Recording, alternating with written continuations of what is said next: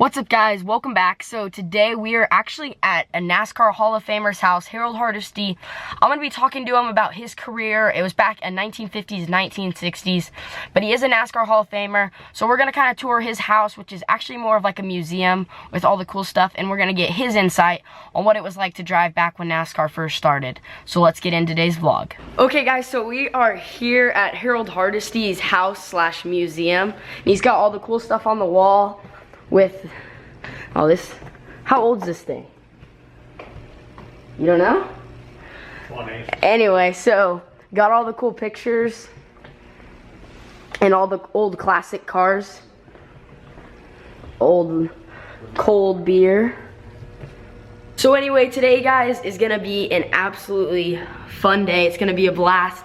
We're gonna get to talk with him and just get what it was like to race back in the 1950s and 60s and get to tour his museum again. Here's the next part of his museum, and this is the part that, this is my favorite part about being here. The Hall of Fame jacket. He is a Hall of Famer, guys. Here's some of the older pictures.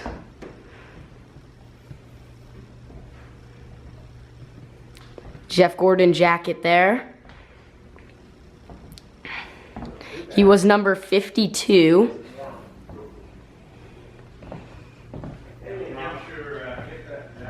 And then the Budweiser right here. A lot of older pictures. The history of America's greatest stock car tracks. It looks better on the wall. And there's the man himself. Just to explain to you, this is one of my first stock cars. When my folks bought that new, and then when they wore it out, I made a race car out of it. And this was one of my first late model stocks. That's cool. And this is the car I drove at Darlington. Where you finished 17th? Mm-hmm. And it was a 2-year-old dirt car that they run it in Portland, Oregon. And I got in it, and we put these mufflers on it here. That's cool. Drove it back to Darlington. With one pit crew guy? With one pit man. Raced it. I finished 18th out of 70 cars. That's cool. Right here. This is the Darlington race. Shows right here. Let's see. 18th, I'm right here. Where the hell am I? Right there. Harold Hardesty. Yeah, I got $350 right here. Yeah. This is the money. $350. Yeah. And the winner got $11,000. Yeah. But running now, you know. So if you play 70, you got $50. Yeah. And this is how many cars they started in a 500-mile race. 70 cars. It's changed. But look at here. Here's Fireball Roberts. You might have heard some of these names. Oh yeah. Lee Petty. Lee Petty. Yeah, and there's me. So Lee Petty finished just ahead of you. Yeah. And let's see who finished right behind me.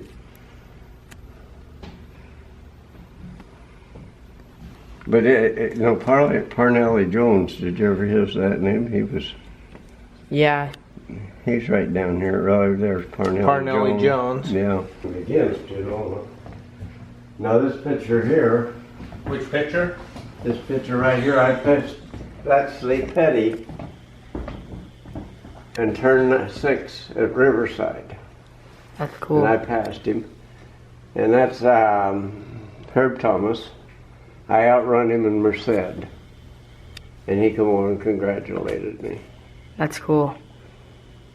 And then where'd you get the jacket? This jacket? Gordon. I knew Gordon when he was about this size. And I ran across him and he remembered me. And then he told me that his dad had introduced me to him. And he remembered me that far back after that. And you got the jacket from him then? No, he didn't give me the jacket. NASCAR gave me Oh, NASCAR gave you the jacket? Yeah. but he gave me this coat. Uh-huh. So the skill, I mean, Yeah. you get into a car and if you can pick up everything about that car real quick. Yeah. Now what I used to do is, people would call me from Yakima, Washington, say, we got a car we just built. Mm-hmm. And they said, can you come up and try it? And I'd go up there and I'd set the suspension, and this would be a brand new car. I'd mess with the suspension, but only had about an hour. And you know, back then, you put a block underneath the back of your thing, and you'd see how much wedge you wanted. Well, I'd look at the racetrack and see how flat it was and everything, and figure out what wedge I wanted. And then I'd go up and I'd see how much tension I had on the front stabilizer bar. And they had a stabilizer bar on most of those, were about that big around, that went back like that and then went back to the front springs. And we could put a bolt on that you could adjust that. And that was how they set suspension back then, was that, and jacks on the back. And I could go, well, Run a brand new car and yeah. And there's a story that a guy wrote about me in there in that page, that 80% of the cars I won. I didn't just finish with 80% of the cars that I went and set up that they called me to go to a racetrack. I won. And That's cool. I guess that's how come I got a pretty good name. Because I could get in just, get in a car and just drive anything. Yeah. and that's, you know, that's, people got it and people don't. So if you're doing real well, you've got the feel of, you get in a car and you can tell what it needs to do to set it, and you set it, and then if you're running up front, you're top driver. There's not much left. I had over 300 trophies and they burned up in the fire when my shop burned up. So now we are down at the other part of, now we're going in the old gas station that he has from down towards, it's from actually downtown Ashland right now, and they took it down and now it's on his property, which is really cool. And now we're gonna tour that part and see all the stuff he has in there. This house is still there. Down here a block where you turn to go to the hospital. Oh yeah. This is Herschel McGriffith benefit. He's NASCAR. This is, they run this car in Portland. And I think Herschel drove it. And here's a bunch of champions. These are all NASCAR champions. And that's me. This is a NASCAR dinner. And that's Herschel McGriff.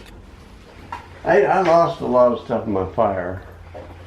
You know, I had all kinds of NASCAR stuff. Spark plug selection. Here's, You don't see that spark plug collection like that. yeah, that's worth a lot of money. Someday, the guy came in and he says, you know, I had a chance to sell. He said, I had a plug like that. And he says, guy offered me $500 for it. I said, boy, I ought to lock the door. Western Speedway. And I won that one. This is just in '68. And I finished third in that one, 11th in that one, second in that one. This was a NASCAR book. 6th in that one, 3rd in that one, 11th in that one. And I was running not the What kind of latest car one. were you running?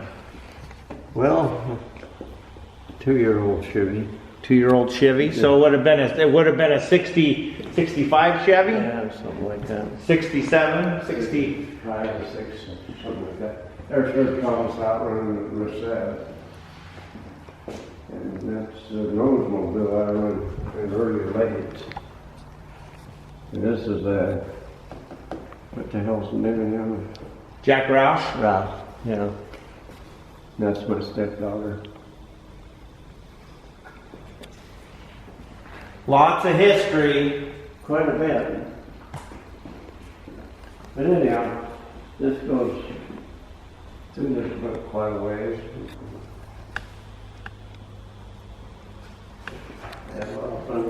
There's Smokey Rooney. I don't know if you ever heard that name. He was pretty popular back then.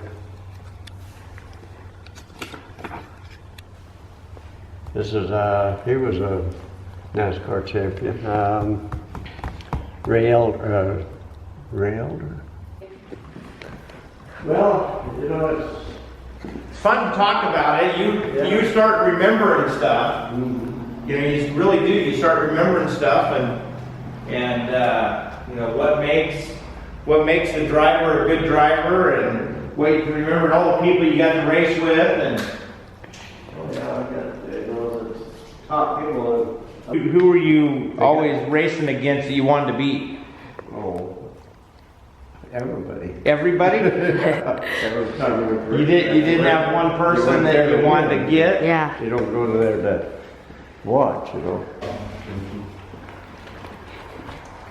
And that's just something. Okay, and Well, thank you. I'm glad you're doing good in your racing, and Well, that was cool. So we just got done with that. Got to learn a lot. I'd seen the place one time before, but this time a little bit more in depth. Got to see he's a Hall of Famer, Hall of Fame NASCAR driver, guys. And he raced back in the 1950s, 60s. Like I said, he won some actual NASCAR races and was.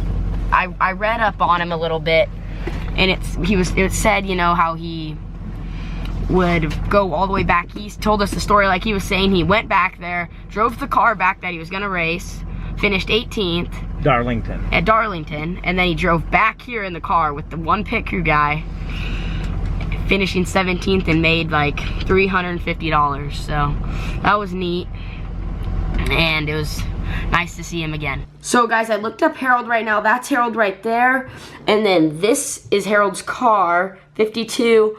Really cool to get to see him today. I was pretty happy to get to tour his house and get to see all the cool stuff. So guys, thank you guys so much for watching. Go hit that like button. Go subscribe if you have not. And it was just a really fun day.